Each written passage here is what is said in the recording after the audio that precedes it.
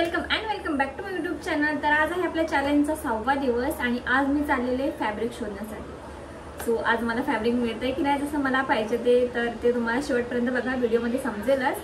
तर आता मी चाललो आहोत, रेडी चाललो, दुपारचे 12 वाजलेले आहेत। सो घरी येता किती वाजता काय माहीत नाही आणि आज आम्हाला बाहेर जायचं आहे, तर पाऊस देखील चालू झालेला आहे, नशीब आता उघडलाय। तर चला आपण जाऊया आणि बघूया मला फॅब्रिक मिळतंय की नाही ते। चलो।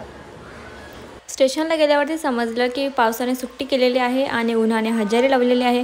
पूर्ण घामाच्या धारांनी झोपा काढत आम्ही पोहोचलो डेस्टिनेशनवरती आमच्या, आणि ट्रेन चालली होती एकदम स्लो। सकाळी आमच्या इकडे पाऊस इतका धोधो होता आणि इकडे तर एक बूंद पावसाचा साधा पडलेला नाही आहे।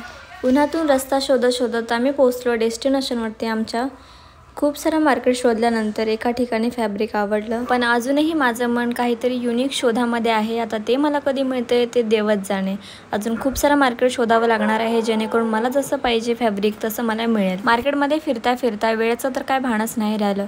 फॅब्रिक घेऊन एवढं सगळं आता वजं उचलायचं आणि रिक्षा पकडायची, आणि इथून रिक्षा पण भेटत नव्हती आम्हाला। 10 किलोचं ओझं घेऊन रोड क्रॉस करायचं आणि तिकडे जाऊन मला ऑटो पकडायचे आहे। फायनली खूप सारं ट्राय केल्यानंतर आम्हाला रिक्षा मिळाली आणि त्याच्यानंतर आम्ही गेलो स्टेशनला पोहोचल्यानंतर आम्ही इकडे तिकडे हॉटेल बघितलं, पण हॉटेल असे चांगले नव्हते।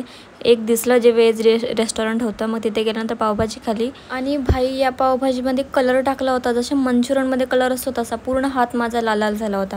स्टेशनला आल्यानंतर बघितलं तर इतकी सारी गर्दी आणि विरारची ट्रेन खूप साऱ्या लेट होत्या, आणि हे ओझं घेऊन मला ट्रेनमध्ये चढायचं आहे। खूप अवघड असं काम आहे। घरी पोहोचल्यानंतर खाली बिल्डिंगच्या माळ्याला बोलवलं, कारण की माझ्यामध्ये अजिबात ताकद नव्हती की एवढं सगळं ओझं घेऊन मी वरती 4थ्या माळ्यावरती जाईल। आज तर खूप थकायला झालं होतं, कारण की भरपूर दिवसानंतर उन्हामध्ये आणि एवढा सगळं ट्रॅव्हल केला। तर थँक्यू सो मच व्हिडिओ पूर्ण मग तेव्हा बाय, लव्ह यू गाईज।